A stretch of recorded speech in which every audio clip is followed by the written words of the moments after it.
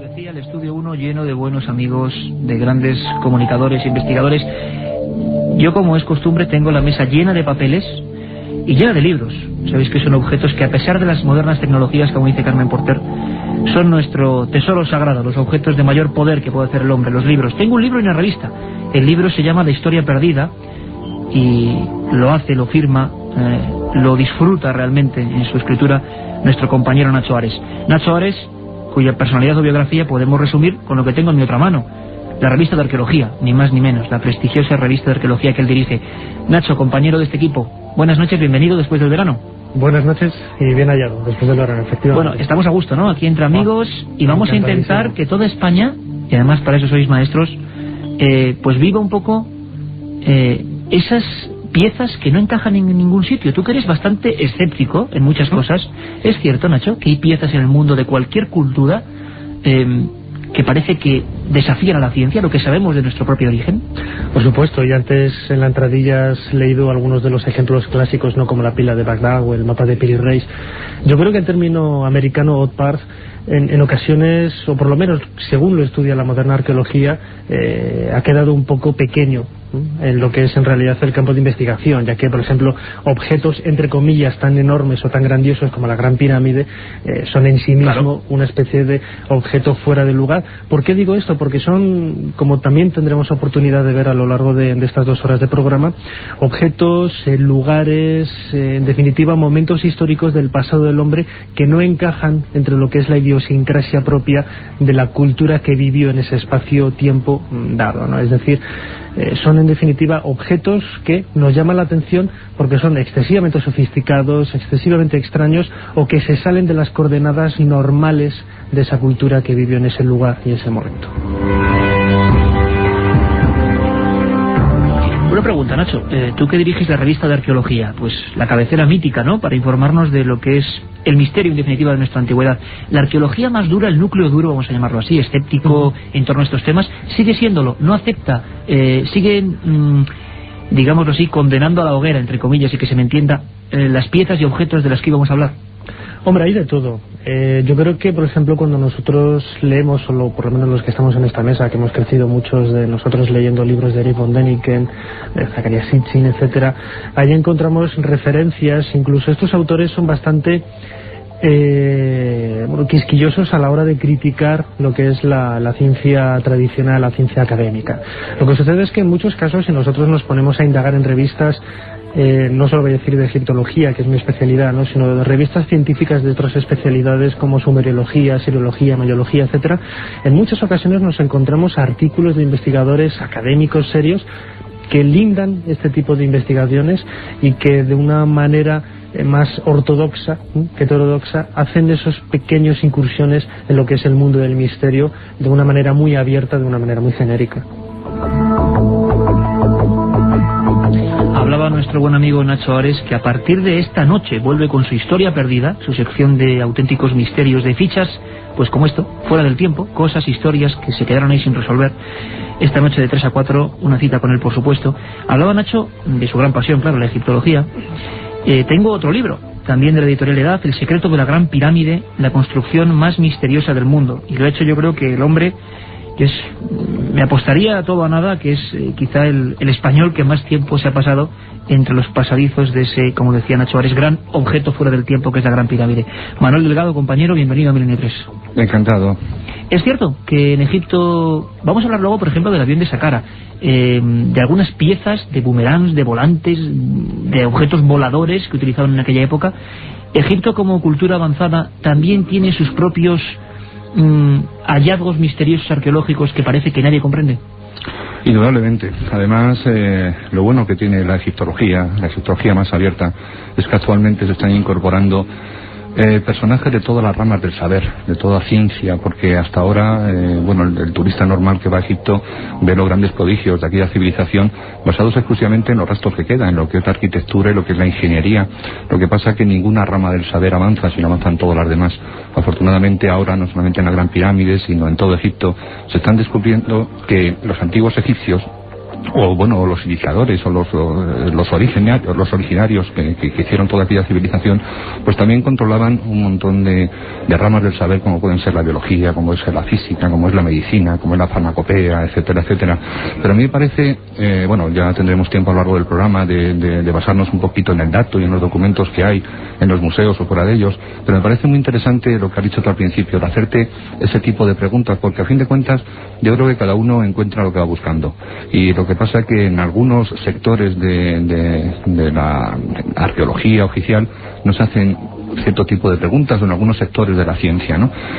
Por ejemplo, cuando aparece algo en los cielos que es raro, si tú las preguntas que estás haciendo es qué efecto meteorológico es eso, o te pones en el lado paranoico, ¿no? De decir, qué armas secretas están haciendo las grandes potencias mundiales, pues lógicamente las respuestas que vas a obtener son distintas si te haces la pregunta de bueno, ¿qué es eso realmente? O puede haber gente aparte de nosotros en todo este universo tan grande. Cuando te preguntas si realmente Keops hizo la Gran Pirámide y cómo lo hizo, pues a lo mejor puedes llegar a la conclusión de que no sabes cómo Keops pudo haber hecho la Gran Pirámide, pero también puede que sea una respuesta condicionada, porque quizá la pregunta adecuada es ¿qué hizo Keops en la Gran Pirámide?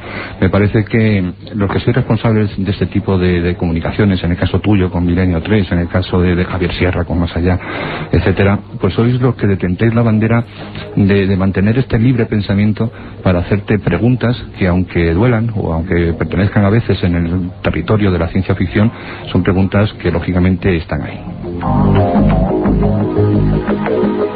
Y vaya que sí están ahí, por ejemplo, en el Museo de Bagdad. La pila de Bagdad va a ser el primer objeto herético, el primer hallazgo prohibido, como queréis llamarlo, además en una zona completamente devastada. Y ya os informo de que vamos a tener al gran equipo de corresponsales a nivel mundial de la cadena SER ya interconectados con nosotros para hablarnos de algunos de estos hallazgos desde su lugar de origen.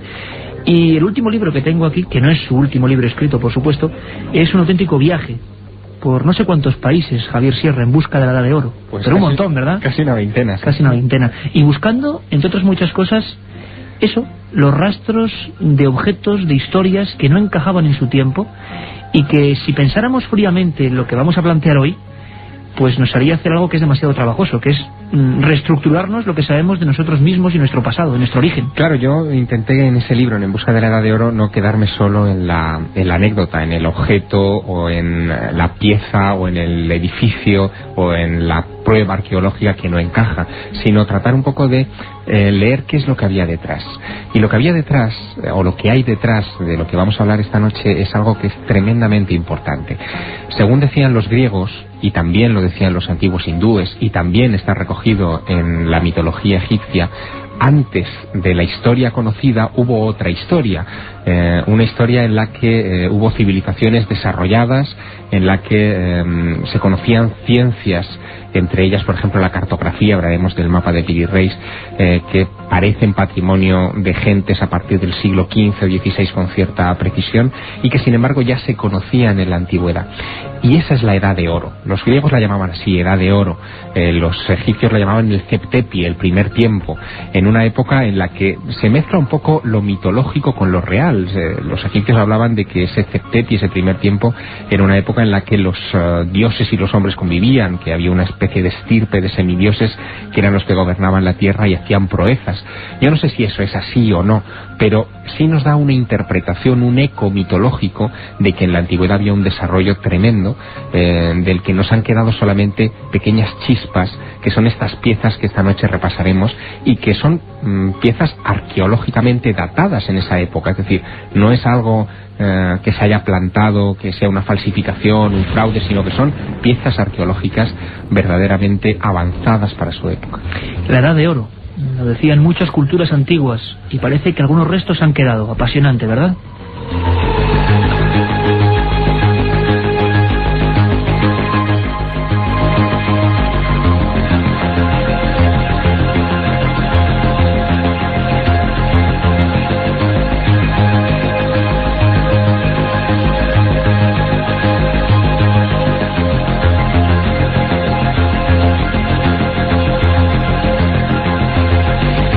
Empezamos el viaje, compañeros.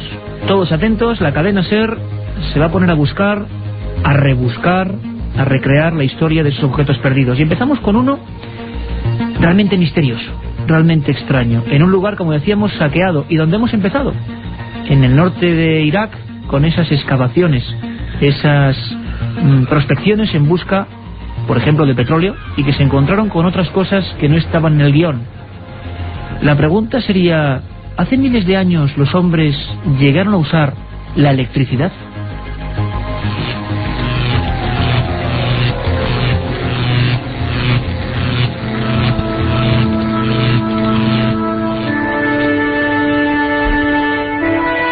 Sí, eso mismo, la electricidad.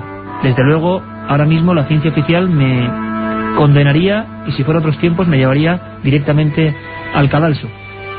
Pero hay una pila de Bagdad, ¿verdad, Carmen Porter? Hagamos la ficha. La pila de Bagdad data del siglo II a.C. y fue descubierta en Bagdad, en Irak. Se encontraba en el museo de esta ciudad antes de la guerra. Se trata de una pequeña vasija de arcilla dotada de una tapa de asfalto y atravesada por un tubo de cobre que albergaba una varilla de hierro corroída por el ácido. El ingeniero alemán Wilhelm König en 1936 se dio cuenta que estaba frente a una rudimentaria pila eléctrica. Una pila en Bagdad, siglo II a.C. Ya lo sabéis, 7640, milenio, espacio, empezamos a opinar. ¿Os parece? ¿Esto es posible? ¿Esto es ficción? ¿Es cosa de locos? ¿O es que alguien sabía más de lo que nos cuentan? Vamos a ver, Nacho Ares, compañero. Y por cierto, tanto Javier como Manuel Delgado, en cualquier momento podéis intervenir. Esto quiero que sea una tertulia abierta, no hay ningún problema. Iremos haciendo las fichas de los casos. Pero como es un programa muy especial, que además esta misma semana nos comunicaban que podíamos hacer algo tan amplio como 2 horas, en cualquier momento podéis intervenir con vuestra opinión. ¿Os parece? Nacho, si quieres empezamos. La pila de Bagdad. Carmen nos ha hecho la fotografía, la ficha. ¿Es posible? ¿Esto es cierto? Pues sí, además es, yo creo que uno de esos elementos típicos descubiertos en una excavación arqueológica, sobre todo si nos remontamos a comienzos del siglo XX y sobre todo a la arqueología del siglo XIX, en donde esta ciencia únicamente era llevada a cabo por en muchas ocasiones aventureros, iniciados en la historia, en arqueología, con muy pocos conocimientos históricos, con mucho dinero para poder excavar, pero que en definitiva eran, etiquetaban y clasificaban los objetos que encontraban en los yacimientos con lo primero que les venía a la cabeza, ¿no? En el caso de la pila de Bagdad, en el año 30 y pico, cuando Wilhelm König la encontró en el museo de la capital iraquí, pues tenía una etiqueta que ponía, creo que era vasija votiva o vasija para rituales religiosos, etcétera.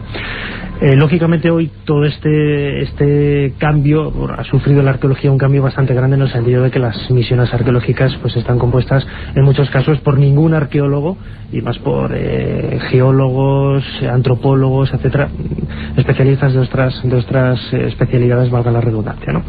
Pero en el caso de la pila de Bagdad, lo más curioso de todo es que efectivamente nos encontramos ante una pila de más de 2000 años de antigüedad, y el siguiente paso que hay que intentar buscar es para qué servía, ¿no? Y es aquí en donde aparece quizás la respuesta más satisfactoria a este enigma. Si efectivamente ellos conocían la electricidad, podríamos especular si el descubrimiento fue casual o producido por una investigación. Pues ¿para qué la utilizaban? Bueno, pues en el propio Museo de Bagdad y también en el Museo del Cairo, por ejemplo, hay joyas que tienen una pátina dorada, un recubrimiento dorado, que no es oro, y son falsificaciones de joyas antiguas. La única manera de conseguir esta falsificación es por medio de la electrólisis, y quizás este era el fin para que eran utilizadas las pilas, únicamente añadiendo un elemento galvánico que podían haber conocido perfectamente hace 2 milenios como el zumo de naranja o el vinagre. Esas pilas, las reconstrucciones de esas baterías que se hicieron luego en Estados Unidos, fueron capaces de producir una carga muy pequeña, apenas 0,5 voltios. Nacho, perdón, me estás diciendo que mucho tiempo después se vuelven a reconstruir estas pilas con los mismos medios y funcionan. Sí, la arqueología experimental, sobre todo a través de este ingeniero Wilhelm König, una vez de vuelta a Estados Unidos, reprodujo en laboratorio una copia exacta de esta pila, y él consiguió en laboratorio conseguir una carga eléctrica muy pequeña, como decía antes, de apenas medio voltio, pero lo suficiente para poder conseguir en un medio controlado pues falsificaciones de joyas como lo que él hizo. Javier, ¿y esto funcionó? Bueno, funcionó 2200 años. Y en realidad es una mínima parte del enigma, porque estamos hablando de una vasija con un centro de cobre al que se le vertía, era muy emocionante las pruebas de Wilhelm König, al que se le vertía un poco de zumo de uva, de ácido, y era lo que provocaba esa reacción de 1,5 voltios, como las pilas pequeñitas de las grabadoras. Pero como te digo, eso es, si me apuras, electricidad primitiva.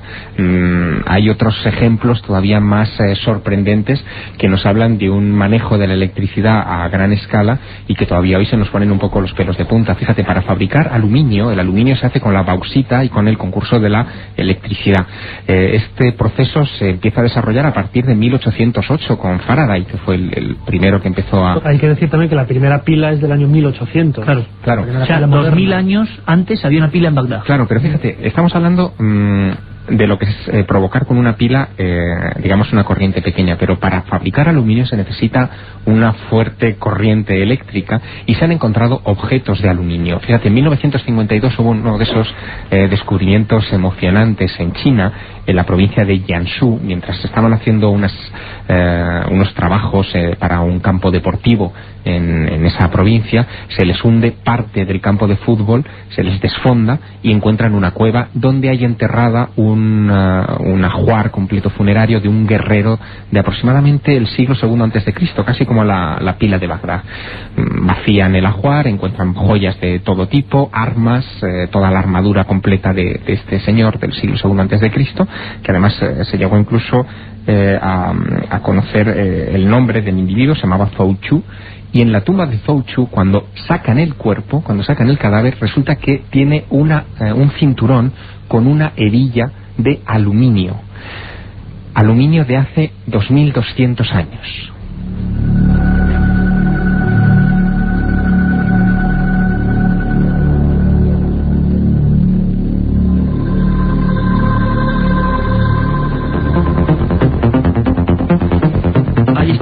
Las preguntas. Aluminio hace 2200 años, y luego veremos cómo en Egipto, como Manuel Delgado, ha habido auténticos trabajos dignos de especialistas manejando auténtica energía eléctrica.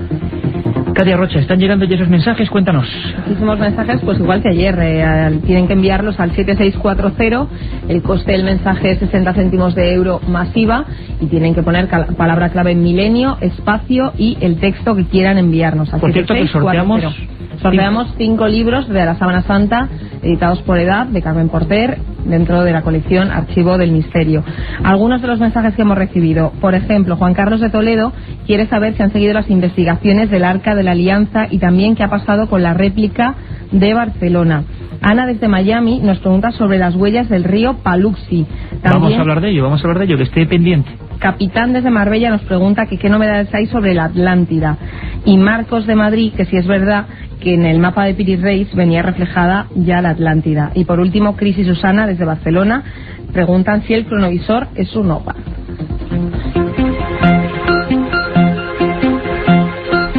...7640, desde cualquier móvil, desde cualquier punto, Milenio, espacio y vuestras preguntas, radio interactiva del siglo XXI, porque tanto el cronovisor como las huellas del río Paluxy y como no sé cuál era lo otro, Piri Reis van a tomar aquí el estudio en apenas unos segundos. Manuel Delgado, ¿es cierto que hay trabajos en Egipto mezclando plata, oro, que tenían que ser fruto de la electrólisis, que puede verificar esta teoría de que hace 2000, 3000 años hubo gente que manejó la electricidad? Sí, efectivamente, en el Museo del Cairo existen ese tipo de piezas en el que se ha fundido oro con plata.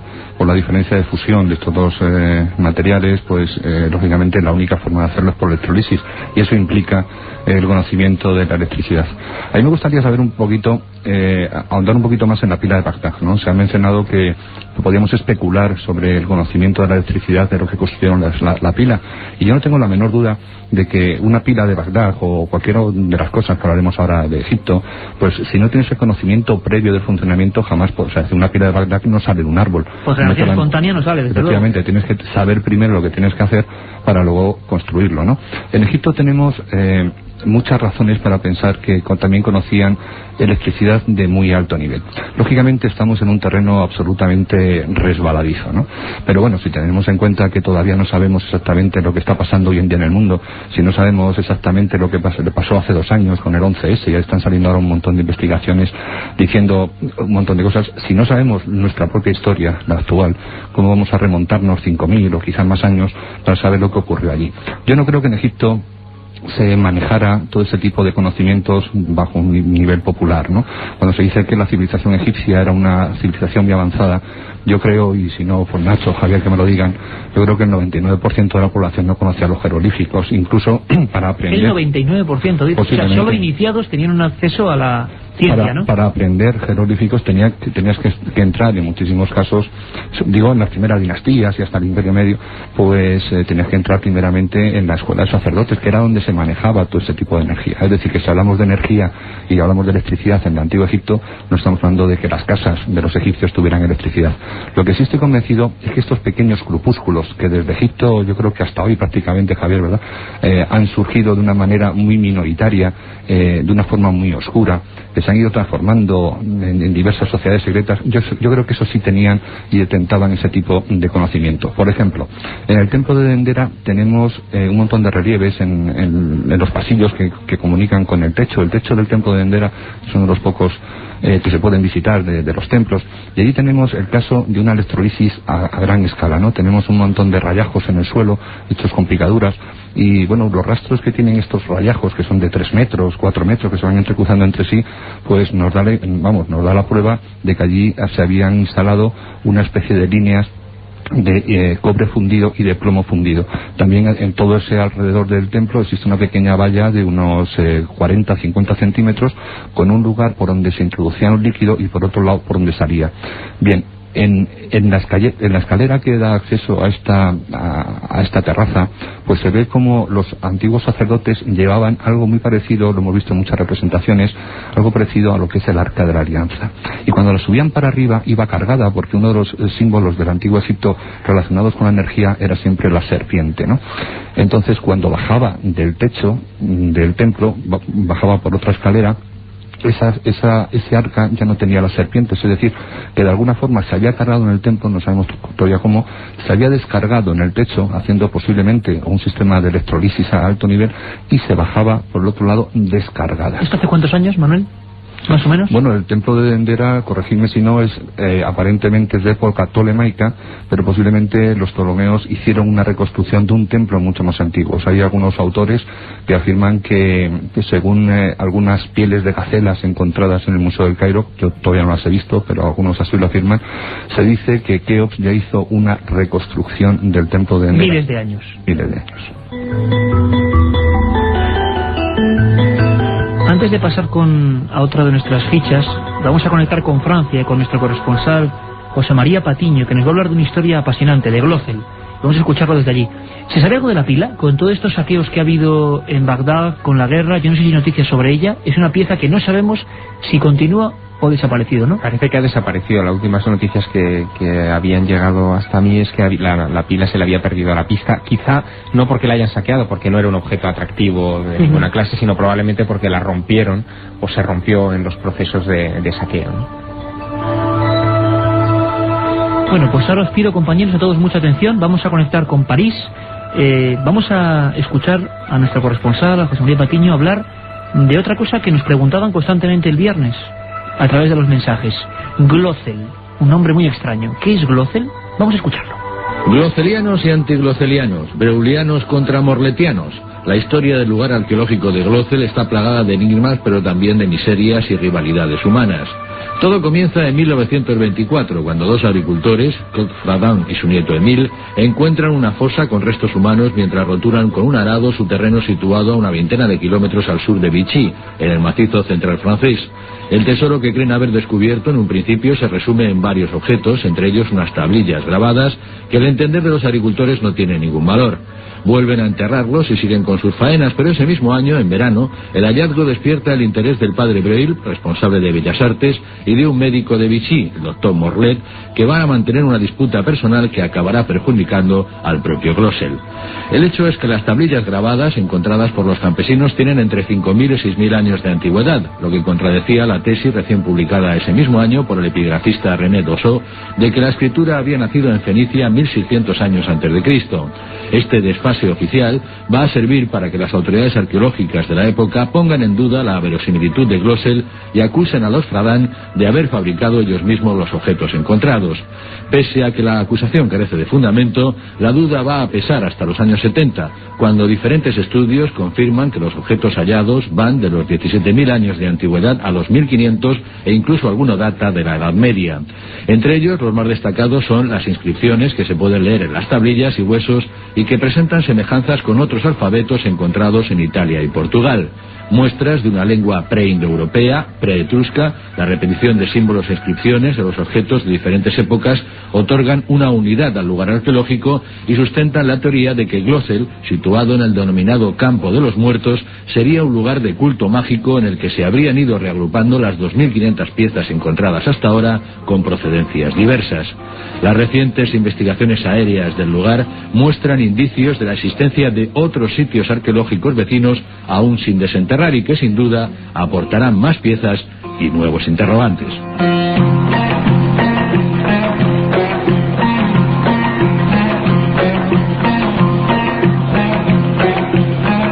Un misterio, Glossel. Escrituras antes de lo oficial. Supuestas culturas que escribían antes de lo que nos dicen los libros oficiales. Y esta música que escuchamos viene directamente del Bósforo, de esa ciudad mágica, Constantinopla, Estambul, un lugar también lleno de misterios y donde se guarda uno muy especial, por el que además siempre preguntáis y que nunca hemos abordado: el mapa del almirante Piri Reis. Un viaje en busca del misterio. Milenio 3, en la SER.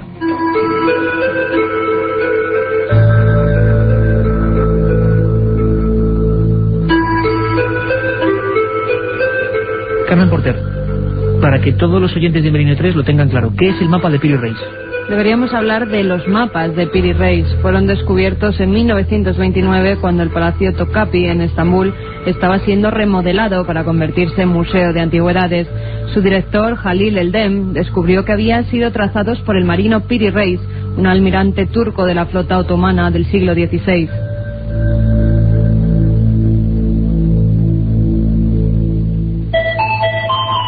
Están dibujados en varios colores sobre piel de gacela y cuentan con unas dimensiones de 85 por 60 centímetros.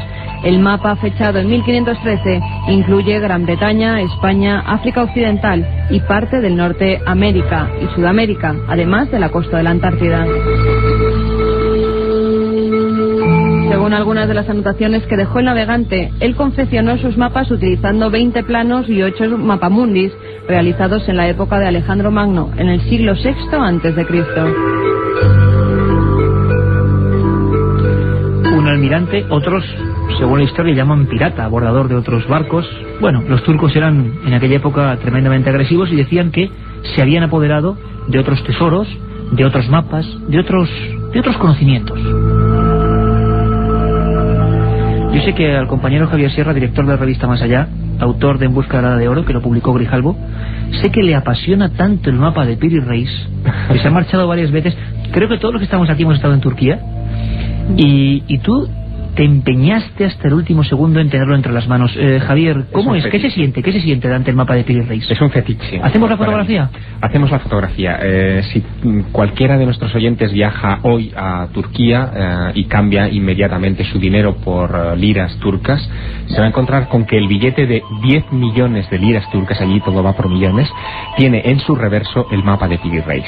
Si además viaja hasta el Museo Naval de Estambul y se acerca a una de sus paredes exteriores donde hay piezas de la artillería clásica durante la Segunda Guerra Mundial turca, etcétera, va a encontrar un mapa de unos aproximadamente 6 metros de alto en piedra que representa el mapa de Piri Reis. O sea que los turcos reconocen cierto orgullo con ese mapa. Todos los barcos de la Marina Mercante turca tienen el mapa de Piri Reis puesto, en vez de la chica Playboy, pues tienen el mapa de Piri Reis en el camarote del capitán.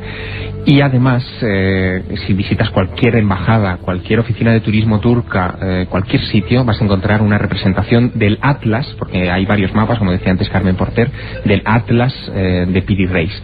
Pero si uno va al Museo Topkapi de Estambul, donde supuestamente fue encontrado en 1929, y pregunta por el mapa de Piri Reis, le van a enseñar los puñales de los sultanes, las coronas, los cetros de los sultanes, las sillas de los sultanes, pero no le van a enseñar el mapa de Piri Reis.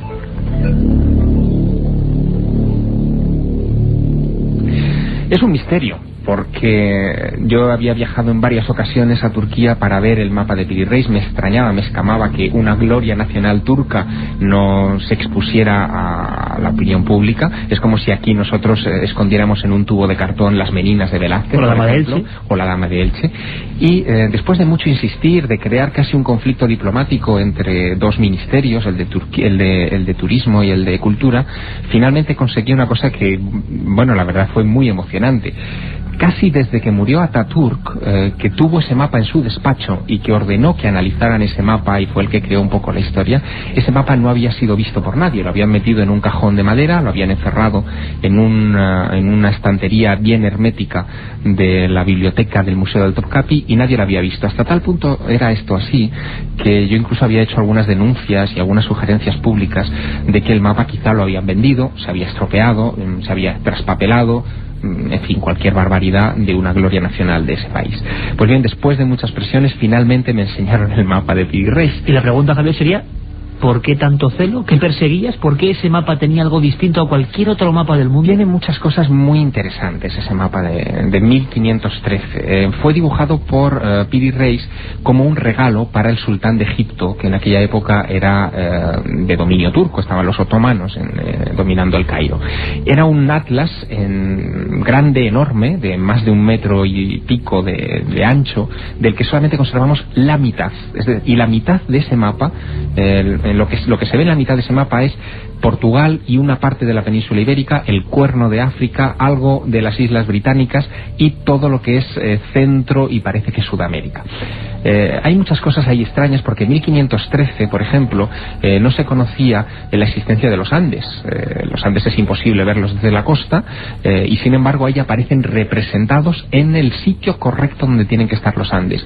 No se había descubierto ni explorado el Orinoco, aparece ahí el río Orinoco, el Amazonas, aparecen una serie de enclaves topográficos como las Islas Malvinas que no se descubrirían hasta 1570 y tantos.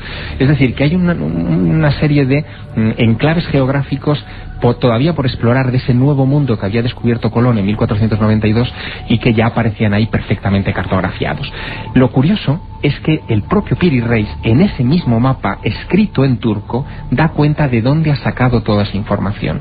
Y él cuenta cómo no solamente secuestró amablemente a uno de los pilotos del tercer viaje de Colón, que tuvo la mala pata de caer en manos de este pirata turco, visto desde el lado cristiano, obviamente, desde el lado turco es almirante, en medio del Mediterráneo, sino que además decía que él había consultado mapas antiquísimos, anteriores a Cristo, donde ya venía esa información. No me digáis que no es apasionante un mapa donde había conocimientos cartográficos que era imposible que supiésemos, a no ser que alguien, por ejemplo, se hubiese elevado y hubiera visto la Tierra, el globo, desde determinadas posiciones. Pero Nacho Ares, director de la revista Arqueología, la arqueología oficial dirá algo, y tú en alguna ocasión en la Historia Perdida también comentas algo. Digamos que el gran bombazo de este mapa, y si no me corregís, es que también aparecen partes de las tierras antárticas que eran completamente desconocidas, que era imposible, y sobre eso hay un debate increíble. ¿Qué dice la arqueología oficial sobre ese mapa que nos cuenta cosas que son imposibles, Nacho? Bueno, después de quedarse uno fascinado de la historia casi de Anacleto, agente secreto de Javier Sierra para intentar dar con el mapa de Piri Reis. La verdad es que quizás uno de los puntos más calientes de la investigación alrededor de este mapa de comienzos del 16 es precisamente lo que acabas de mencionar, ¿no? La posible existencia de la Antártida al sur, bueno, en la zona baja de lo que es este mapa, que efectivamente no se conocía en aquella época. Y lo más curioso de todo es que parece describir el perfil de este continente sin hielos, lo que retrasaría aún muchísimo más el conocimiento de esa zona geográfica del planeta a miles de años atrás.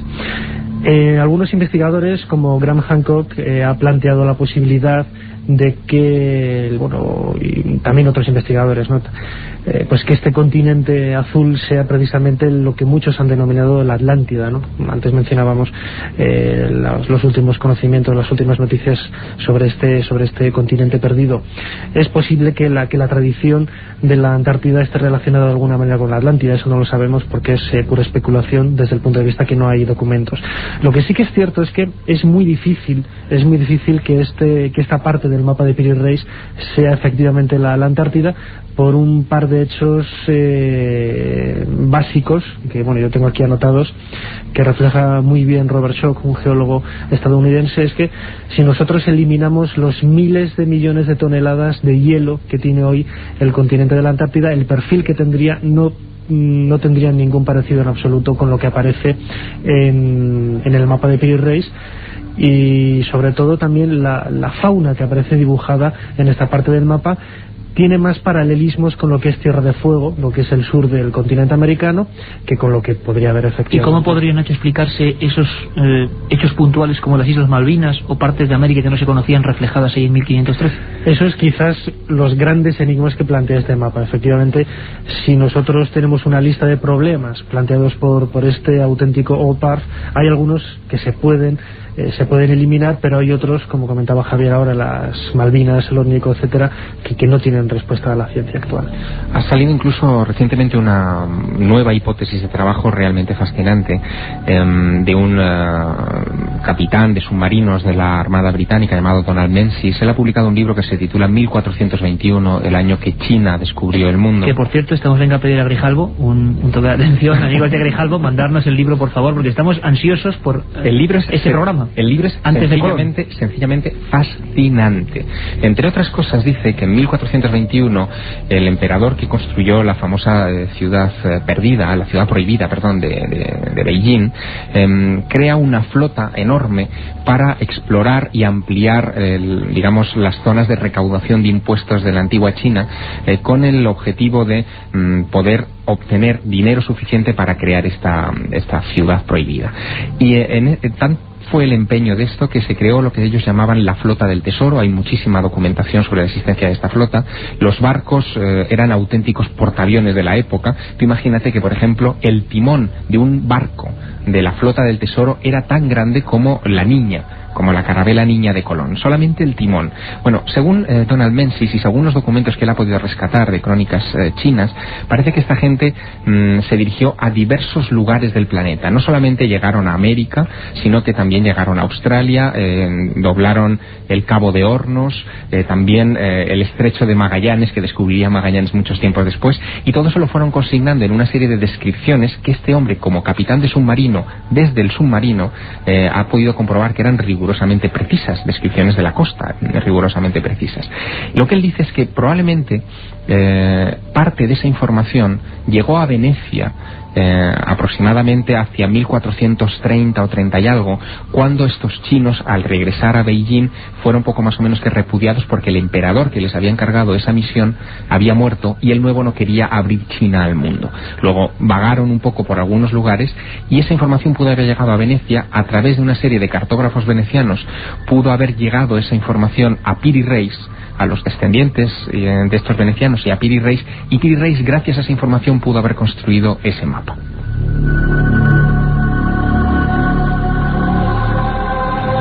Si os parece que quedan 5 minutos para las 10, vamos a pasar rápidamente a algunas preguntas que los oyentes están realizando ese 7640, poniendo Milenio en su móvil y directamente poniendo su cuestión, su opinión. Hay una pregunta que flota, es: ¿nos visitaron a alguien en la antigüedad o hubo tecnologías desconocidas que se han perdido por completo? ¿Sí o no? ¿Ficción o rotunda realidad? Y aquí viene desde la central de datos llena de papeles Katia Rocha. Vamos a ver en estos 5 minutos, haciendo una pequeña pausa. Luego tenemos cosas importantísimas: Tassili, aviones en el antiguo Egipto, avión como el de Saqqara, las extrañas huellas del río Paluxy. Vamos a conectar con Estados Unidos, un montón de cosas, incluso el cronovisor de Joan Solés. Joan Solés, el corresponsal, no es que él hiciera el cronovisor, sino era el padre Ernetti. Katia, cuéntanos, ¿preguntas para nuestros invitados o planteamientos concretos? Bueno, sobre todo saludos. Algunos preguntan por el Estado Civil. Bueno, el 7640 hay que mandar mensajes, Milenio, espacio y el texto libre. Por ejemplo, a Javier Sierra le manda un saludo, un premiado con el viaje a Roswell de Expediente X. Caramba, Tú sabrás lo que regalas. Año 97, octubre del 97, viaje a Roswell. Bueno, pues pregunta sobre las lentes halladas en Nuela, en Egipto, que sirviera un instrumento para el láser. Lentes láser, muy brevemente, Manuel Delgado, o óptica avanzada en el antiguo Egipto. ¿Hay detalles de eso o no? Que yo sepa, no. Hay una lente que está en el Museo Británico, está en el Museo Británico, que es la lente, fue encontrada en Eluan, que es una lente muy pulida, muy perfecta, que forma parte de una tradición antigua realmente de lentes. Este es un asunto que se está investigando mucho y que, se llega a afirmar ya con datos que hasta el propio Nerón veía el circo gracias a unas gafas que él utilizaba. Sí, únicamente matizar que efectivamente en Egipto se ha encontrado muy cerca del Fayum hace varias décadas una lente parecida a la lente de Layard, una lente de aumento que justifica la existencia de estos conocimientos en óptica tan sofisticados en el antiguo Egipto. Bueno, también nos preguntan un seguidor desde Vitoria sobre las pisadas humanas junto a los dinosaurios. Vamos a hablar ahora mismo de eso, las huellas del río Paluxy. Bueno, también sobre los jeroglíficos, que incluyen, en algunos de ellos incluyen objetos volantes pilotados, que si esto es cierto. Ahora hablaremos de eso. Manuel, ¿hay objetos extraños volantes misteriosos entre los jeroglíficos egipcios? No sé si entre los jeroglíficos, pero sí entre las pinturas de muchísimas tumbas. Por ejemplo, nosotros tenemos referencias de 6 tumbas en el Valle de los Reyes, entre las que están Ramsés III, Ramsés IV, Ramsés VI y Ramsés XI, en el que aparecen este tipo de hipótesis, ¿no? Con todo el problema que puede significar, ¿no? Venga, vamos rapidísimo. Carlos nos pregunta sobre las apariciones de barcos en el desierto. También nos preguntan sobre libros sobre este tema que podamos recomendar a nuestros oyentes. Bueno, aquí tenemos unos cuantos, ¿no? En busca de la edad de oro, Javier Sierra, Grijalvo. Hay que deletrear, nos pide uno de ellos que deletreemos, por favor, la editorial. Grijalvo. El secreto de la Gran Pirámide. Me parece que se refería a edad. Edad, perfecto, acabado en F, sí. Estamos llenos de libros de historia, de investigación. El secreto de la Gran Pirámide, Manuel Delgado, editorial Edad, El archivo del misterio, La historia perdida, también de Edad, y por supuesto En busca de la edad de oro. Pero habría muchos más, por ejemplo ese 1421. Y algunos clásicos donde los haya, todos los hemos leído, son muy polémicos. Yo sé que Nacho y Javier y Manolo tienen una gran devoción por él. Hablaremos de él en un programa, si queréis. Erich von Däniken, ¿no? Y En busca de El oro de los dioses, Recuerdos del futuro. Bueno, ahora mismo os vamos a dejar con los servicios informativos y pronto regresamos en apenas 5 minutos con un montón de cosas. Cronovisor, pisados junto a dinosaurios. Juanjo Benítez nos va a describir lo que es el Tassili y 1000 cosas más. Os esperamos, Milenio 3.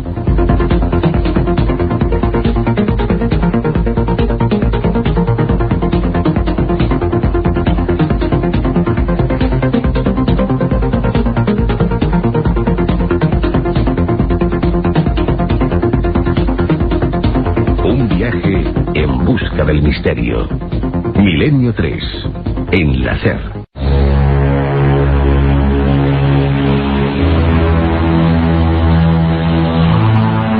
Un viaje en busca del misterio. Milenio 3 en la SER. Y aquí continuamos, claro que sí, aquí estamos en el estudio 1 de la cadena SER, un buen grupo de investigadores, de amigos, pues relatándoos lo que se sabe, lo que se está investigando ahora mismo sobre esos objetos malditos, los OPARs, objetos, pinturas, escrituras fuera del tiempo.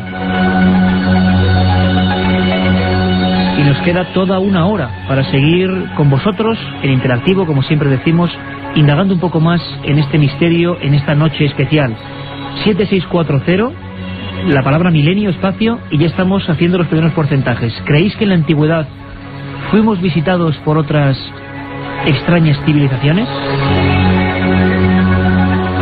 Y por supuesto, cualquiera de vuestras preguntas, casos de este o cualquier tema, como hicimos el viernes, a Manuel Delgado, Nacho Ares y Javier Sierra. Como en ese 7640 nos preguntabais por huellas humanas junto a dinosaurios, seguro que mucha gente habrá dicho, caramba, ¿qué es esto? ¿Qué herejía es esta? Bueno, hay una historia apasionante, las huellas del río Paluxy, que generaron gran polémica, como todos estos objetos que íbamos a vivir, a visitar, a indagar en ellos. Nos lo cuenta, como no, Javier del Pino desde Estados Unidos. Las huellas, atended, escuchad, es impresionante, del río Paluxy. Buenas noches. Hay varias muestras de objetos anacrónicos en el territorio de Estados Unidos y en general acaban convertidas en objeto de batalla entre evolucionistas y creacionistas, entre ciencia y religión. Hacia 1880, por ejemplo, en el estado de Colorado, un ranchero que buscaba carbón en la ladera de una colina volvió con un cargamento que sacó a unos 90 metros por debajo de la superficie. Al regresar a casa, empezó a partir los trozos de carbón y de uno de ellos saltó un dedal de hierro. Tenía las mismas muescas que tienen los dedales modernos que se usan para coser. Aunque admitiéramos que los indios nativos ya utilizaban dedales de hierro en siglos remotos, el misterio subsiste porque el carbón del que procedía ese objeto se formó hace unos 70 millones de años. Según la opinión de los expertos, la humanidad no existía en ese momento. Lo más parecido a seres humanos eran unos pequeños mamíferos que habitaban en los árboles y que, por supuesto, carecían de la inteligencia humana que requiere la metalurgia del hierro. En el año 67, en el siglo pasado, se encontraron huesos humanos en una mina de Colorado y junto a ellos una punta de flecha de cobre de 10 centímetros de largo. El yacimiento tenía millones de años y era indudablemente mucho más viejo que la humanidad. Para defender el valor místico de estos hallazgos, se creó en Estados Unidos no hace mucho la Sociedad de Investigaciones sobre la Creación, dedicada por convicciones religiosas a derrumbar la teoría convencional de la evolución de las especies. Uno de los hallazgos que citan como demostración de algunas incoherencias cronológicas es algo que apareció en el fondo del río Paluxy, en Texas. Se supone que los dinosaurios se extinguieron hace unos 70 millones de años, pero en ese río se encontraron huellas fósiles de dinosaurio junto a lo que parecían ser verdaderas huellas humanas, aunque de una longitud poco común, casi 40 centímetros. Quienes mantienen la veracidad de estos hallazgos piensan que la cronología de la ciencia, tal y como la han escrito los científicos, está enteramente equivocada porque el hombre, según ellos, cohabitó con los dinosaurios mucho antes de que se completara el proceso de evolución que defiende la ciencia convencional.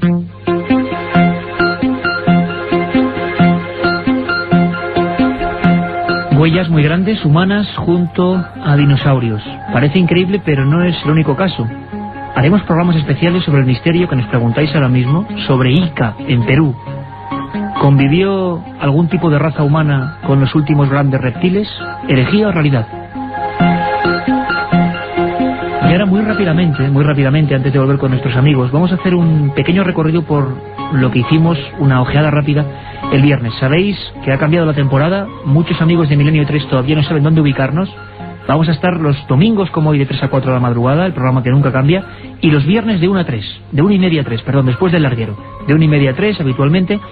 Todos los viernes, después de ese programa del larguero, estaremos nosotros, y ya lo hicimos este viernes con una emisión, creemos que muy especial. Una emisión, Carmen, muy dura, porque hubo un caso con el que empezamos que nos encogió el corazón a todos, ¿verdad? La verdad es que sí, fue un accidente que se produjo el día 19 de agosto. En él fallecieron 4 personas. ¿Cuál es el enigma que tratamos nosotros? La predicción de una niña de 3 años, Alba, que a la misma hora en que su hermano estaba teniendo el accidente junto con 3 personas más, murieron 4 personas, iban 5 en el coche. Ella a sus familiares, está con unos familiares en la casa, y ella les dice que su hermano acaba de morir. 9 horas más tarde se confirmaría la noticia.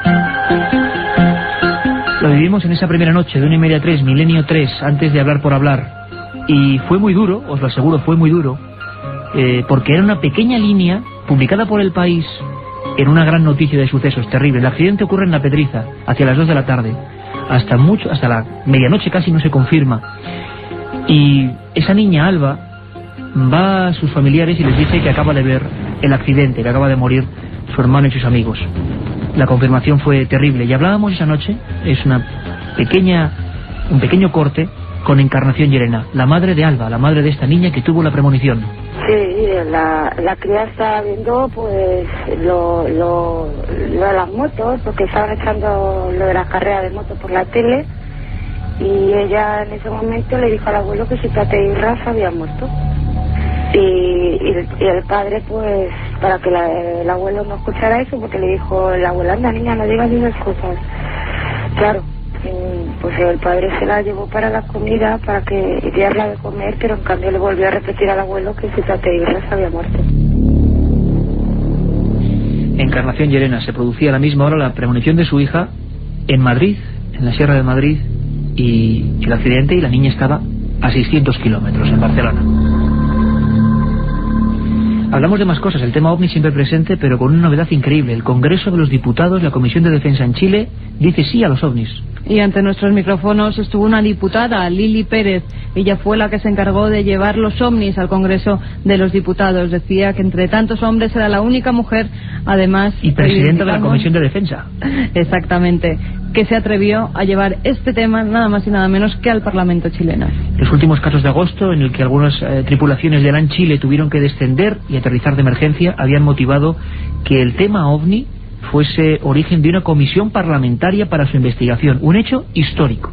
Escuchamos la primera entrevista realizada, Lili Pérez, presidenta de la Comisión de Defensa de Chile, hablando del tema OVNI. Yo soy miembro de la Comisión de Defensa en la Cámara de Diputados acá en Chile.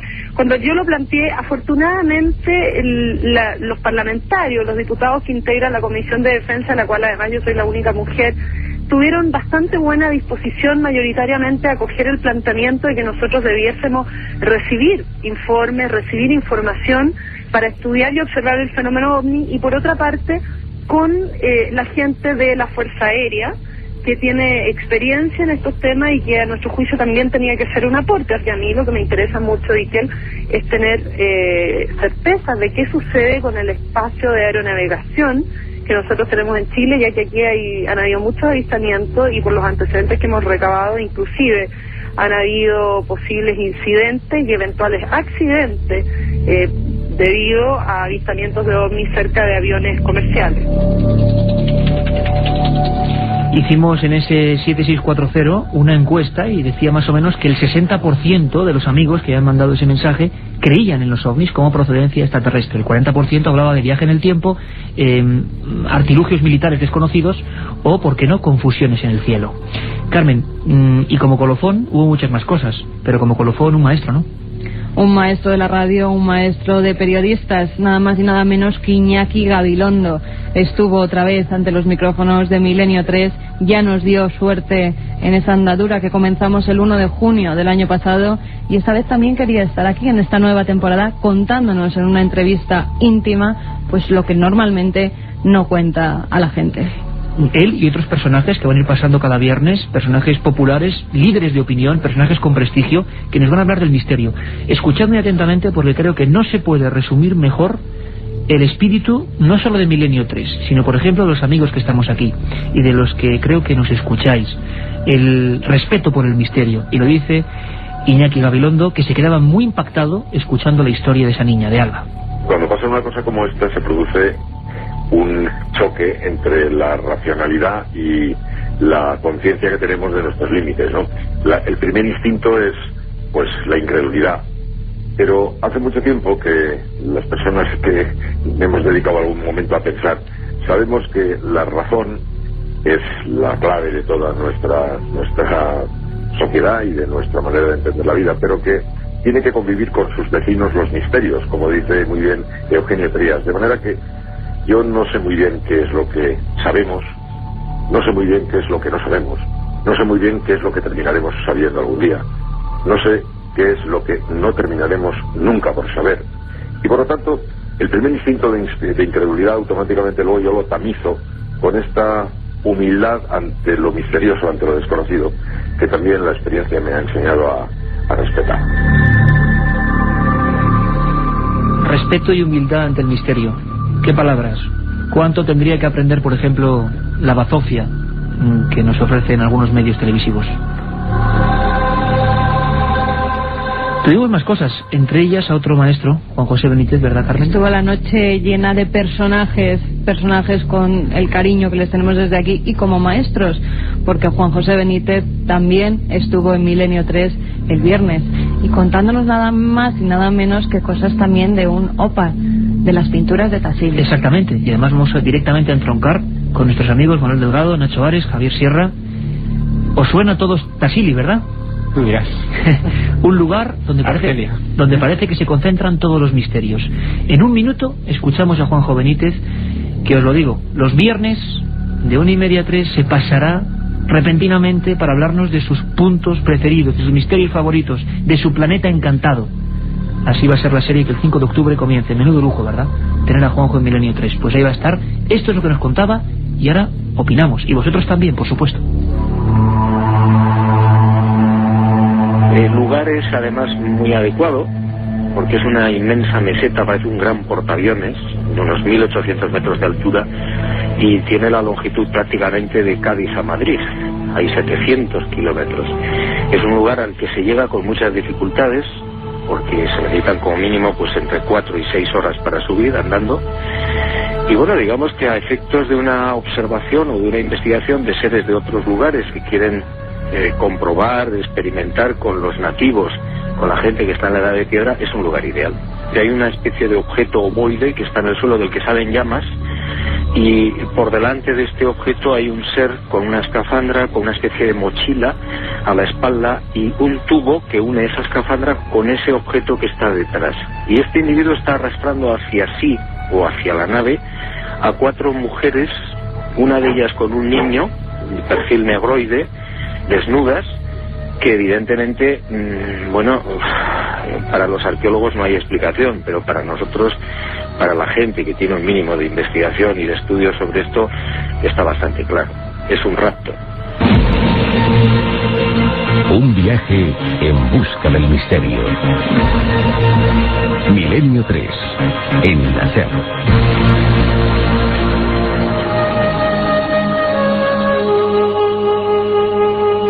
Estamos viviendo con todos vosotros la noche de la arqueología imposible.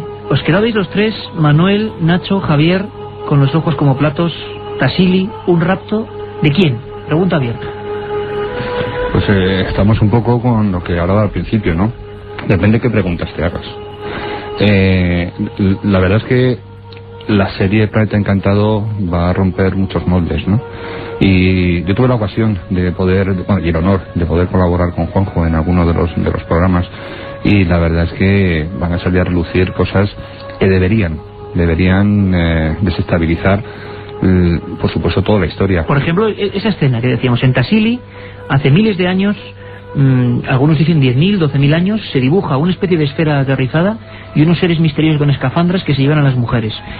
No sé, ¿cuál es la primera palabra, Javier, Nacho, que os sale al describir esta escena? Manuel. Pues yo creo que está también en todos los grandes libros sagrados de todas las religiones, ¿no? O sea, es decir, a mí me hace gracia algunas veces cuando vemos en un montón de películas como en un juicio pues se jura ante la Biblia y todo ese tipo de cosas.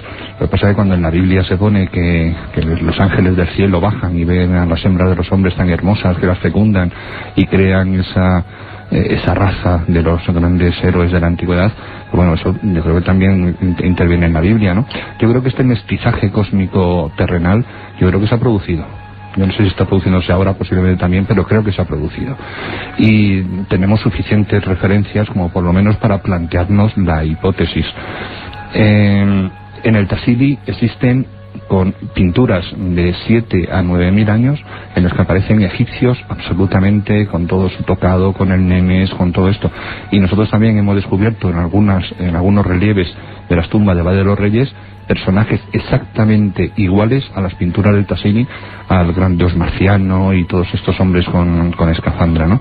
El gran dios marciano, ni más ni menos. Así le llamó Henry Lott, el descubridor de estas pinturas, me lo contaba Juanjo, una figura de 6 metros con una escafandra y al lado figuras que le rezaban. Y aquí tendrías tú mucho que hablar, Iker, porque tú estuviste precisamente en el Museo del Hombre, yo creo que en un trabajo fantástico, recuperando un poco la historia de Henry Lott, porque después del libro que escribió prácticamente no se volvió a escribir nada, ¿no? Y en cambio ese trabajo siguió evolucionando, incluso se descubrió una escritura que tú tuviste la ocasión de dar en primicia y que lógicamente también desestabiliza mucho la historia. Y hablaba Juanjo de ello, una escritura en la que se refería a Orión. Fijaros qué curioso, la fijación de algunas culturas antiguas con algunas estrellas. Nacho, Javier, según la latitud, claro. ¿Qué pensáis?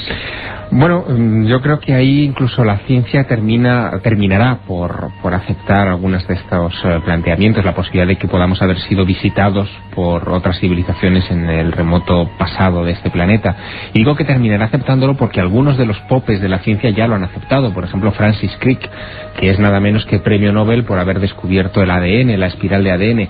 Este hombre se dio cuenta de una cosa que es muy elemental, muy obvia, pero muy importante, que de un sitio donde no hay vida no pueden hacer vida, y que esas teorías de la lotería cósmica, ¿no? Exacto, que hablaban hace algunos años, no tantos, de que en la sopa primigenia que había en este planeta, de repente por una descarga eléctrica aparecieron los primeros microorganismos como diciendo voilà, aquí estoy. Eso no tenía mucho sentido, salvo que la vida hubiera aparecido en este planeta porque llegó del espacio.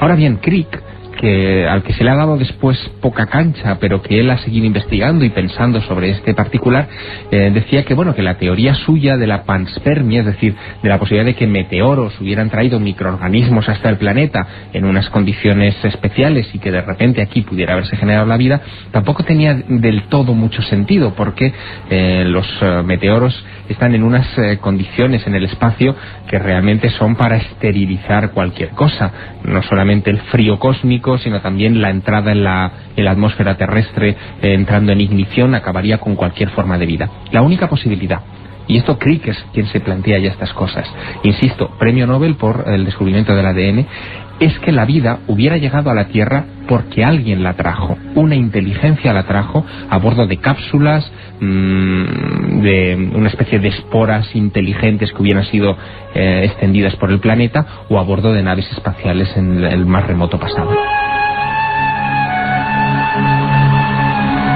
Nacho, es la arqueología más ortodoxa quizás, no sé, ¿tú qué opinas? Una pintura en la que aparecen unos seres, pinturas realistas, que se están llevando a hembras embarazadas hacia una especie de esfera aterrizada. Tassili hace 10.000 años. Hombre, si hay uno de los lugares en el planeta actualmente casi vírgenes desde el punto de vista arqueológico, precisamente es todo lo que es la cornisa norafricana, no solamente el Tassili, sino también parte del desierto líbico, donde en el primer tercio a mediados del siglo XX, por ejemplo, Edo Almasi descubrió las famosas pinturas de los nadadores, ¿no?, de la escuela de los nadadores. Todo lo que es la cornisa norafricana, aparte de tener, como decía Manolo Delgado anteriormente, una reminiscencia de lo que es la cultura prefaraónica, prácticamente no sabemos nada de ello. Únicamente han investigado allí pues muy poquitos franceses, algunos italianos, pero prácticamente no sabemos nada de lo que sucedió ahí hace miles de años. Además, que es con los métodos actuales casi imposible datar este tipo de pinturas, y únicamente nos tenemos que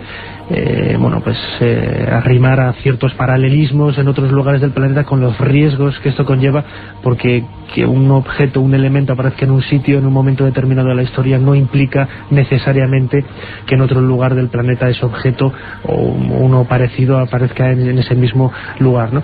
Yo creo que la ciencia poco a poco tiene que ir abriendo expectativas, miras hacia el futuro, y sobre todo que en lugares tan vírgenes y tan desconocidos como es la cornisa norafricana y sobre todo el Tassili, poco a poco irán apareciendo elementos culturales y civilizadores que seguramente pues plantearán problemas desde el punto de vista histórico, que solamente van a tener respuestas a partir de respuestas a enigmas, como lo comentaba ahora Juanjo, a partir de raptos, etcétera.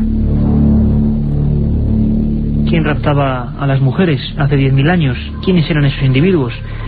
Estar atentos, porque vamos a viajar dentro de muy poquitos minutos a Grecia en busca de la máquina antiquitera, o a Centroamérica en busca ni más ni menos que de las calaveras de cuarzo.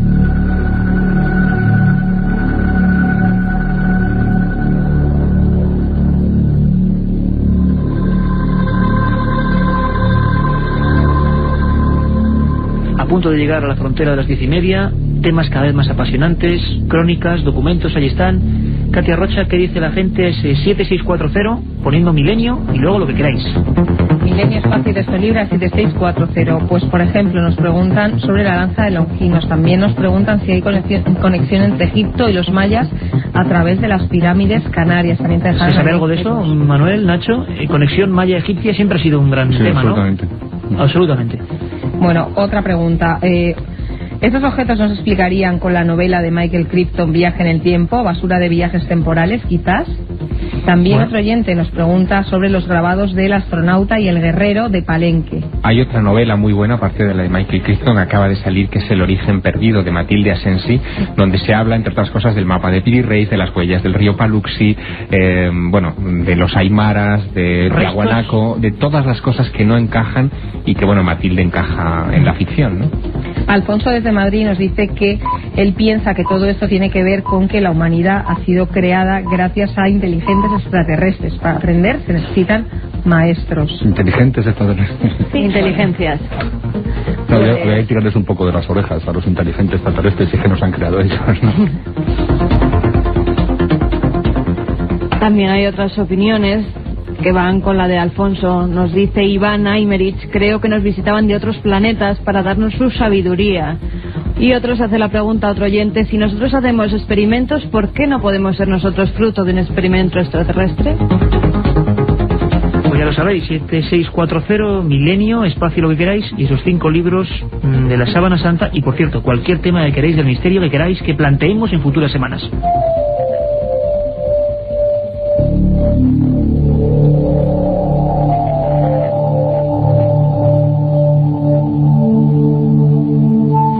Y ahora la nave del misterio, Milenio 3, aquí en la SER, ¿dónde si no? Vamos a viajar ¿hacia dónde? Hacia Grecia.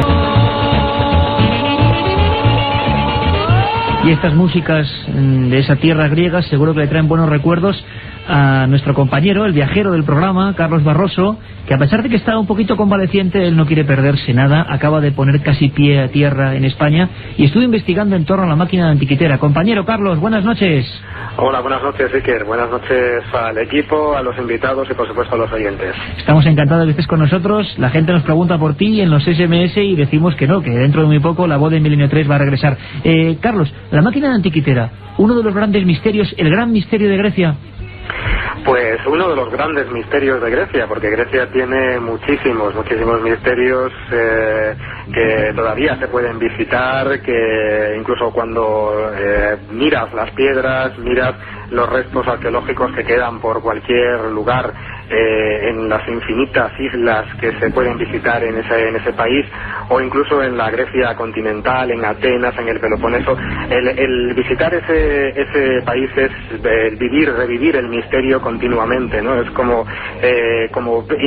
ver resurgir de nuevo esa cultura que es la cuna de Occidente. Pero sí, es uno de los grandes misterios, desde luego, la máquina de Antiquitera, y uno de los grandes misterios que todavía tienen que explicarnos qué hacía esa máquina en ese siglo V antes de Cristo, en ese barco que se hundió frente a la isla de Antiquitera. Y bueno, pues una máquina, un instrumento imposible para esa época, porque después una similar pues no se conoció hasta muchos siglos después. Por supuesto, siglo antes de Cristo, engranajes, ruedas. Si tuviéramos la fotografía que estamos haciendo aquí, veríamos un maquinario perfectamente definido. Carlos, a nivel oficial, la arqueología griega, ¿qué origen le da? ¿Cómo lo explica? ¿Lo tiene un poquito escondido? Bueno, pues en un principio el descubrimiento de la máquina de Antiquitera pasó un poco desapercibida. Fue descubierta por pescadores de esponjas en el año 1900 y fue descubierta junto a otros restos arqueológicos, estatuas, otros objetos y piezas de bronce, y quedó apartado un poco de la investigación porque se le dio más importancia realmente a lo que eran restos de estatuas y de tipo que a la misma pieza de la máquina de Antiquitera. Fue realmente el arqueólogo Valerio Sestais quien en el año 1901-1902 reparó en la presencia de esa extraña máquina con esas piezas de engranajes o ejes que parecían, pues realmente al verla parece como el mecanismo de un reloj como lo conocemos ahora, un reloj de pared de estos antiguos, ¿no? Fue él quien reparó en ella porque hasta ese momento había sido un poco abandonada, y después, haciendo investigaciones, pues se pudo comprobar que las inscripciones que tenía inscripciones que hacían referencia al Sol, a la Luna, a otros planetas, incluso letras en griego. Expertos en epigrafía pudieron comprobar que efectivamente esas inscripciones realmente correspondían al primer siglo antes de Cristo, porque no te creas, hubo quien pensó que esa maquinaria antiquitera era una maquinaria que había al agua y había coincidido que había caído justo en esa zona que estaba el barco hundido, pero bueno, después de analizarlas se pudo comprobar que las inscripciones que tenían realmente eran del siglo I antes de Cristo. Esta es una de las piezas, yo diría, más valoradas por los visitantes que van al Museo Arqueológico Nacional de Atenas, yo diría que por el propio gobierno del país, ¿no?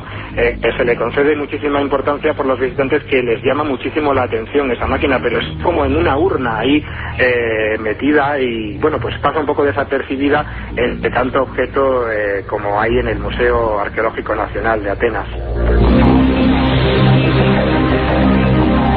Mil gracias, compañero Carlos. Ha definido perfectamente lo que ocurre con estos misterios. La gente de otros países acude quizá por la llamada de esos viejos libros de Däniken, los que exploraban estos misterios, pero los gobiernos a veces, bueno, no tienen, vamos a decir, mucho afán de mostrarnos algo que en el fondo molesta porque inquieta, porque se desconoce.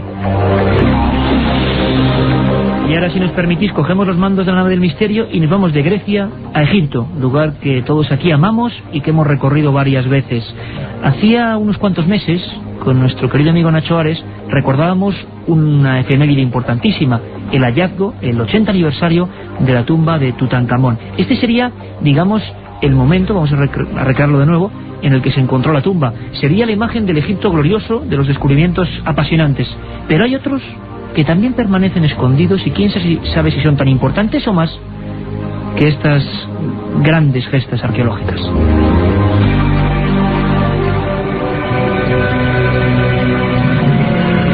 Carter, por favor, ¿puedes ver algo? Sí. Sí. Cosas maravillosas. Cosas maravillosas.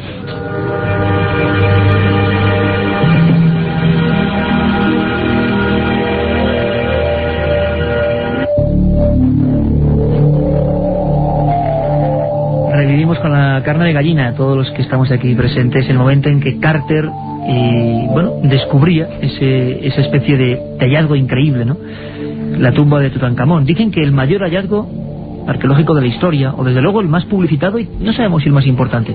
Desde luego es impresionante ver ese increíble mundo funerario que se encontraron con este faraón príncipe, sobre el que sigue habiendo misterios de por qué murió, de qué forma, asesinado quizás. Lo cierto es que vamos a recorrer otros, y ahora nuestros amigos van a opinar, otros pequeños objetos quizá tan importantes, porque desde luego rompen rápidamente todo lo que conocíamos sobre la cultura egipcia. Hay una cosa, un objeto, un opart, que le llaman avión de Saqqara, o aviones de Saqqara. ¿Qué son, Carmen? Se trata de un pequeño avión al que se ha llamado simulacro de pájaro. Está realizado en madera de sicomoro y mide 14 centímetros de largo y 18 de ancho. Fue descubierto en una tumba de la necrópolis de Saqqara en 1898 y hoy en día se encuentra en el Museo del Cairo.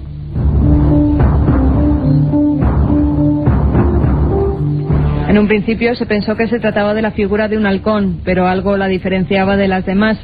Las otras eran de aves halladas en el lugar y no tenían un ala izquierda un poco más grande que la derecha, o la cola, que en este caso es vertical, a diferencia de la de cualquier ave, que es horizontal, y presenta una forma oblicua que facilita el vuelo. Compañeros, lo mismo. Circuito abierto, levanta la mano Nacho Ares. Por un pequeño matiz, el pájaro desde hace varios años está desaparecido, no está en el Museo del Cairo. Voló. Salió volando. Más de uno también se planteó la posibilidad de que fuera una falsificación, pero lógicamente en 1898 no existían aviones, ni siquiera por la más remota idea de que pudieran tener diseños de este tipo. Lo que es el pájaro de Saqqara entra un poco lo que es uno de esos objetos que, como decíamos al principio del programa, muestran una serie serie de características que no encajan con lo que es la cultura que supuestamente lo diseñó, ¿no? Sí que es cierto que en la vitrina, por ejemplo, de la primera planta del Museo del Cairo, dedicado a dioses egipcios, en donde aparecen otros pájaros similares, ninguno de los que se conservan ahí tiene las mismas características, todo lo que son las condiciones muy similares a las de los aviones modernos, ¿no? Que yo tampoco soy ingeniero aeronáutico ni nada parecido, pero lo poco que he leído, sobre todo a la investigación de este pájaro, los aviones modernos que muchos creemos que tienen las alas iguales, pues no las tienen iguales, tienen una serie de medidas para se correspondía perfectamente y volaba realmente. Dicen que hubo pruebas. Se sometió a un túnel aerodinámico, exactamente. Hubo varias pruebas del doctor Mesija, que fue el que hizo todas los test para comprobar que era un objeto aerodinámico, y lo era, pero digamos que también tiene unos primos este pájaro al otro lado del Atlántico, que son unos objetos de oro que se encuentran en el Museo Nacional, en el Banco Nacional de Bogotá, en Colombia, que pertenecen a culturas locales y que también tienen ese aspecto aeronáutico extraño, o sea, alas, casi se parece más que a los aviones comerciales normales, que sería un poco el caso del pájaro de Saqqara, casi se parece más a los aviones invisibles F-117, a los cazas invisibles, con las alas triangulares, el timón alto, en fin, un prodigio de la aeronáutica que debe tener aproximadamente unos 1.200 años de antigüedad, lo suficiente como para considerarlo un OPART, que no lo hemos dicho, pero significa Out of Place Artifacts, es decir, en inglés, objetos fuera de lugar, ¿no? Yo estoy convencido, como decía antes, que los egipcios no dominaban muchísimas de las técnicas que son necesarias. Pero para... ¿Esto para qué serviría? Manuel, lo que está preguntando todo el mundo. ¿Este bien en concreto sería una muestra de aeromodelismo en la antigüedad? Es que es una cosa incomprensible. No, estoy convencido de que ellos no sabían que eso podía volar. Como tampoco estoy convencido, porque así lo hemos estado estudiando durante 3 años, que los boomerangs encontrados en la tumba de Tutankamón, ellos los tenían, todas las reproducciones que se han hecho de los boomerangs de la tumba de Tutankamón tenían forma aerodinámica, volaban, pero que ellos jamás supieron que ello volaba. Hemos encontrado a lo largo de Egipto 23 representaciones en tumbas con gente que tiene boomerangs en la mano, y primero lo tienen cogido al revés, y segundo están dando en la cabeza a un pato, o están incluso atacando al enemigo, pero nunca sin soltarlo de la mano. Es decir, tenían objetos que tenían unas características, en este caso aerodinámica perfecta, pero que no lo utilizaban. Yo estoy convencido que a los antiguos egipcios les llegó los flecos de un conocimiento mucho más antiguo, y que me estoy acordando ahora también de Botdaniken, cuando afirmaba que en aquellas islas de Nueva Guinea, Papúa, etcétera, cuando las guerras mundiales empezaban a aterrizar los aviones del ejército norteamericano, y que los tomaban como dioses, y que incluso reproducían de aquellos aviones con paja, etcétera, ¿no? Y entonces, pues bueno, yo estoy convencido que todo ese conocimiento les llegó como flecos, pero que ellos no sabían ese conocimiento. Existe un análisis que estamos haciendo ahora, un estudio que llevamos haciéndolo ya varios años, que es asemejar la técnica de la crionización con la técnica de la momificación. Yo estoy convencido que Ramsés II, que está ahora allí en el Museo del Cairo, jamás volverá a la vida en ese renacimiento, en ese renacer que afirmaba su religión, pero estoy convencido que a lo mejor ese conocimiento que ellos aplicaban para hacer la ceremonia de la momificación, son tantísimas las coincidencias que tienen con una crionización, y no será posible. Crionización que, si me permites, Manuel, es el hecho, para que todo el mundo se entienda, de congelar algunos cuerpos para que en el futuro se mantengan perfectamente. Walt Disney, exacto, una leyenda urbana, para que luego se hagan los procesos de la ciencia sobre ellos, ¿no? ¿Tú crees que hay una similitud de ese conocimiento? Yo estoy convencido de que en Egipto hubo manos artesanas propias de la técnica y de las herramientas que encontramos en el Museo del Cairo, propias de los egipcios, pero también hay otras que es imposible, que no solamente fueron hechos por los egipcios, sino que es imposible hacerlos con la tecnología actual. Nosotros cuando observamos, ahora por ejemplo acabamos de encontrar en el templo de Karnak, allí en Luxor, una perforación realizada con una radial en roca de una enorme dureza, como es el granito rojo, y es indudable que está hecho con una radial, porque está manejada a mano y se va por un lado y ataca por otro. Antes hemos estado hablando de la posibilidad de la electricidad, pero no solamente la electricidad ya, sino la electricidad aplicada a las grandes perforaciones, a los cortes con sierra milimétricos. Es decir, en Egipto existe toda la cola, todo ese saber escondido a lo mejor, que nos ha llegado en un tanto por ciento muy reducido, pero que nos indica que antiguamente hubo una gran civilización. Una cosa que antes no hemos comentado de los mapas de Piri Reis, hablando un poquito del avión de Saqqara, que ha desaparecido del Museo del Cairo. El mapa de Piri Reis, y si no, corrígeme Javier, creo que no tiene la proyección que tienen los mapas actuales, sino que está hecho a una altura determinada. Es como si un ojo desde una cápsula a muchos kilómetros de altura hubiera hecho una fotografía de lo que es nuestro planeta, y esa misma proyección realizada de esa altura es la que aparece en el mapa de Piri Reis, es decir, no es una proyección realizada por alguien que va recorriendo las costas y escribiéndolo, ¿no? Di dónde miraba el ojo. En el Cairo, justamente, era, exactamente, ¿no? Justamente en el Cairo. El eje de proyección, todos los mapas tienen un punto de proyección para poner en plano lo que es una esfera, que es el...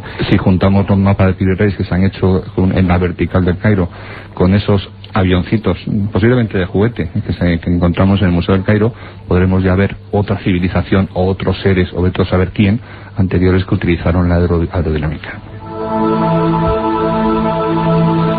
Un amigo a través del 7640, ya sabéis, milenio es la palabra clave, espacio, y vuestro texto nos preguntaba si es cierto que dentro de los jeroglíficos, en Egipto, en algunos jeroglíficos se han encontrado submarinos. Hay mucha leyenda urbana ahí, ¿no? Yo creo que se refieren a ese templo que al templo de Abidos. Yo creo que tiene una explicación. Sí, pero la fotografía primera sí que es sorprendente, ¿no? No, es alucinante. La fotografía es alucinante. Un submarino, sino un helicóptero Apache y una pistola. Sí. Es decir, si uno va al templo de Abidos, que no es uno de los templos, digamos, que estén casi en las visitas turísticas, hay algunas que sí que las tienen, pero otras no.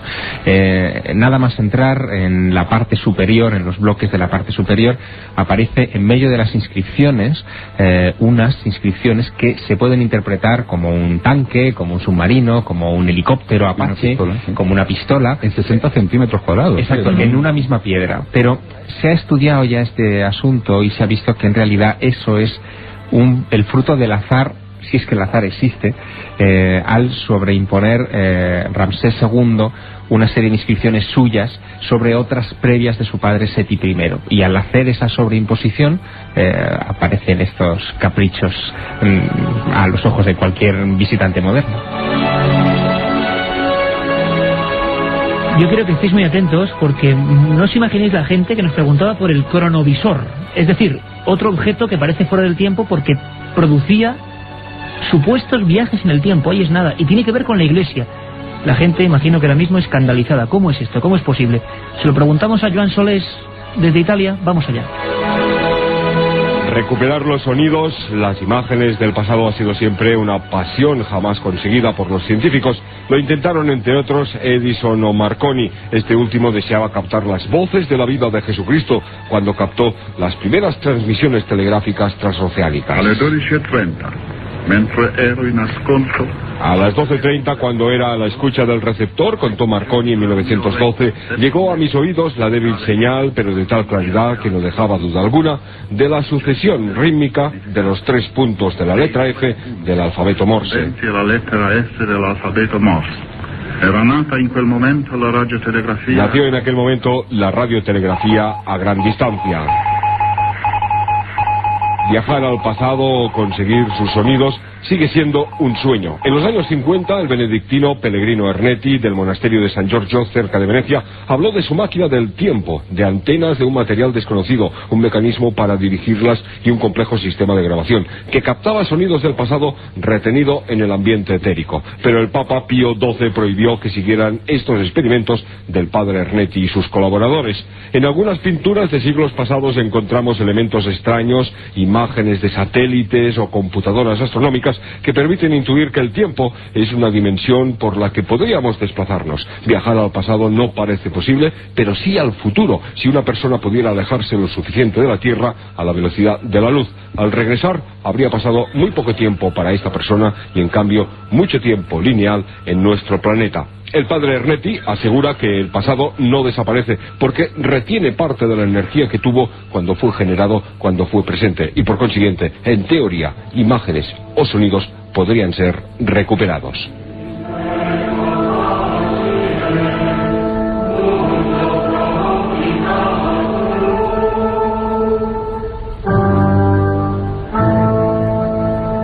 viaje en busca del misterio. Milenio 3, en la SER. Misterios de la Iglesia, nunca mejor dicho. Proyectos extraños, viajes en el tiempo. Haremos un programa solo sobre esta gente que ha intentado, en la ficción o en la realidad. Nos sorprenderemos viendo cómo un español fue el primero que escribió un libro sobre esto, sobre máquinas del tiempo. Javier, el padre Ernetti y su cronovisor. Una breve pincelada. ¿Qué es esto? Bueno, él hizo las primeras declaraciones sobre la existencia de un proyecto ultrasecreto encargado por Pío XII en 1972, muchos años después de la muerte del Papa, en el Corriere della Sera.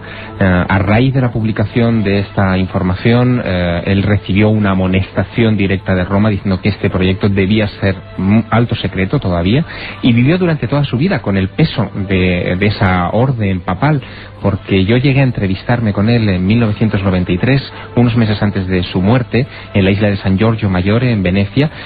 Tuve que utilizar un artificio para entrevistarme con él, porque él no quería hablar del cronovisor, y le entrevisté como exorcista. Fue un famoso exorcista hasta el final de sus días.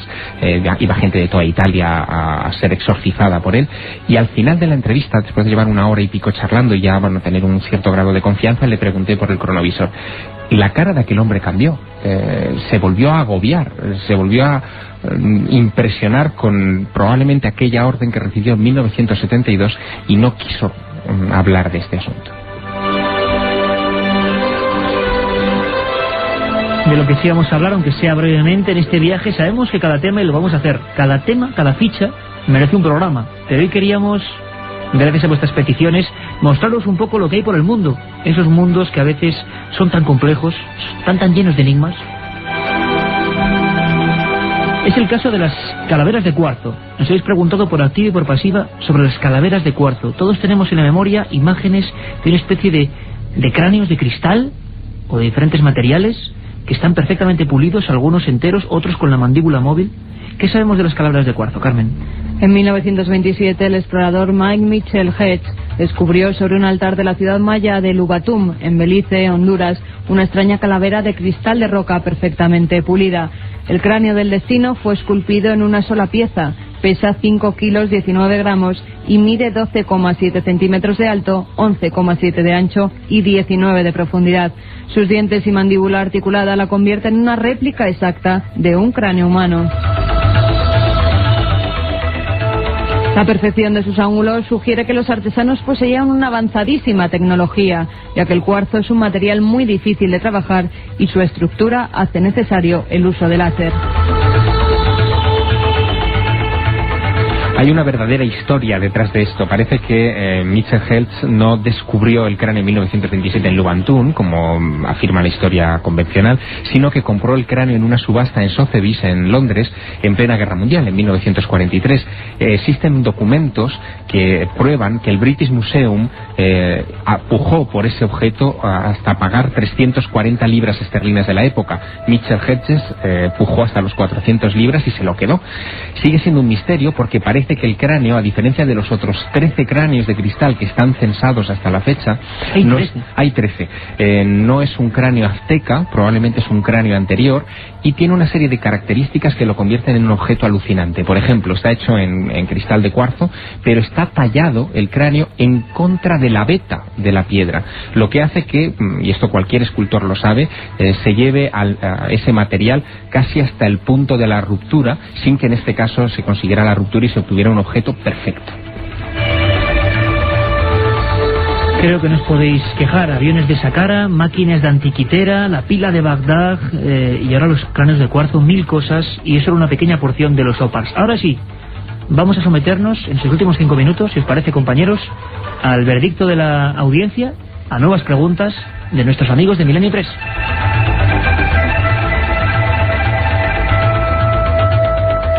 Katia, ¿vamos con ello? ¿Muchos más mensajes al 7640? Pues sí, incluso más mensajes todavía que ayer. Por ejemplo, desde la Tierra de Carmen, Juan Jesús Larraldi, desde Torrevieja, nos pregunta sobre la representación de San Miguel de Aralar en forma de ángel con escafandra. Venga, rápido, esto es casi como una lotería.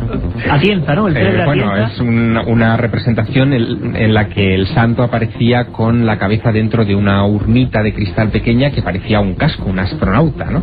De hecho, se hablaba mucho del astronauta de Aralar. Yo no sé en qué circunstancia estará ahora, pero me habían dicho que habían quitado ya esa especie de escafandra al santo y que por lo tanto había perdido su gracia, ¿no? Bueno, Ruth nos dice que nuestros antepasados eran más inteligentes y tenían más adelantos que nosotros. Ahora somos tontos y avaros. También bueno, son opiniones. A ver si hacemos un especial de Vimanas, las aeronaves de los dioses indios, auténticas descripciones de objetos y propulsiones. Interesantísimo, ¿no, Manuel? Los Vimanas, como en Egipto, antiguas representaciones de naves voladoras. Sí, además que está en toda la cultura, no solamente allí en la India, ¿no? Yo creo que es un programa... Me parece un programa porque en este caso hay hasta casi libro de instrucciones, es decir, los textos como el Mahabharata o el Ramayana los describen con mucha precisión, otros textos menores dan incluso detalles sobre el funcionamiento técnico de estas aeronaves. Dicen que volaban con un combustible que mezclaba mercurio y una sustancia todavía no identificada que los textos antiguos llamaban rasa. ¿Y eso? ¿Es rasa? Las naves hace miles de años. Otro oyente nos pregunta sobre el manuscrito Voynich escrito en lenguaje extraterrestre. Bueno, yo creo que es mucho aventurar, ¿no? El manuscrito Voynich, yo creo que tenemos que invitaros a un programa de libros o manuscritos malditos, ¿no? Sí, es mucho aventurar. En cualquier caso se trata de un texto criptográfico que no ha podido ser descifrado hasta la actualidad. Muchos incluso, después de intentarlo incluso con modernos ordenadores, es un manuscrito del siglo XVII, si no recuerdo mal, o XVI, han llegado a la conclusión de que el señor que lo pintó debía estar chalao y que se inventó directamente el código, porque no hay manera de poder entender lo que quiso contar. ¿Cuántos temas apasionantes que nos proponéis? Igual, exactamente, como la isla de Pascua, como dice Manuel Delgado. Bueno, por ejemplo, Rudy, tirarnos un poco de flores, lo siento, alguno bueno tenemos que decirnos. Programa más interesante, enhorabuena, seguir así en esta línea. Bueno, pues vamos a seguir así, tenéis que seguir escribiéndonos, 7640, seguimos el domingo, una pregunta, ¿no? Javi de Sevilla quiere que contestes a esto. ¿Vais a ir vosotros al Congreso Nacional de Periodismo del Misterio? Amiga, Carmen Porter. Pues sí, vamos a ir. Allí estaremos los días 12, 13 y 14 de septiembre. Se hacen, como ya sabéis, en Fuengirola, en el Palacio de la Paz, en el recinto ferial. Y lo organiza nuestro buen amigo Luis Mariano Fernández, corresponsal además de Milenio 3. Algunos de los que estamos aquí, Manuel Delgado, Iker Jiménez, Francisco Contreras, también nuestro corresponsal, José Guijarro, Lorenzo, muchos amigos nos vamos a reunir allí. Enrique de Vicente, Javier porque está de viaje, creo, ¿no? Yo estoy en las islas, en La Gomera, los escucharé desde allí.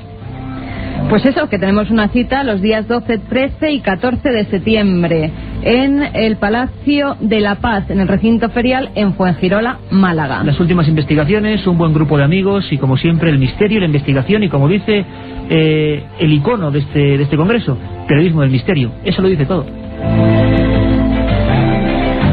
Katia, que sigan escribiendo porque hay unas normas. Vamos a hacer el premio de investigación, lo repito, nos escribieron un montón de amigos, nos hemos quedado alucinados. Nos han preguntado varios mensajes el premio del sobre misterio. Este periodismo, de verdad, si vamos a hacer ese premio sobre el periodismo de investigación, que hay varios que tienen ya diferentes... La mejor investigación del año de gente que en sus regiones, en sus comunidades, sus casos, nos envíen el material y esos 5 libros, ¿no? Más allá y la revista Arqueología pueden publicar. Eso por supuesto, las mejores que hay. Katia, 7640, mensajes al 7640, tienen que enviarlos, ponen Milenio, palabra clave, espacio y el texto. Si no, también nos pueden escribir mails a milenio3 con número 3@cadenaser.com o bien por vía postal, Gran Vía 32, octava planta, 28013 de Madrid. Y sorteamos la semana que viene daremos los ganadores el viernes en el programa de 1:30 a 3 de la madrugada, 5 libros de la Sábana Santa, editado por EDAF, EDAF, de Carmen Porter, dentro de la colección Archivo del Misterio. Y ya habéis visto que el mundo está lleno de misterios y que solo hemos dado una pincelada. Nacho, venga, una frase lapidaria, muy rápido. ¿Qué dirías? Que sigue habiendo misterio en la antigüedad, ¿no? Y todavía nos queda mucho por aprender, sobre todo. Son guiños de la Edad de Oro. Yo estoy convencido que a lo mejor es posible que si alguien quiere ver un OPARS en serio, a lo mejor solamente necesita mirarse al espejo. Bueno, compañeros, ahí está digámoslo así, sentencias de nuestros amigos. Hemos vivido 2 horas de exploración y ahora os queda mucho, os queda la información. Y la información, por supuesto, con nuestro amigo Javier Manzano. Nosotros volvemos de 3 a 4 esta noche y el viernes de 1:30 a 3. Gracias, estaremos aquí, Milenio 3.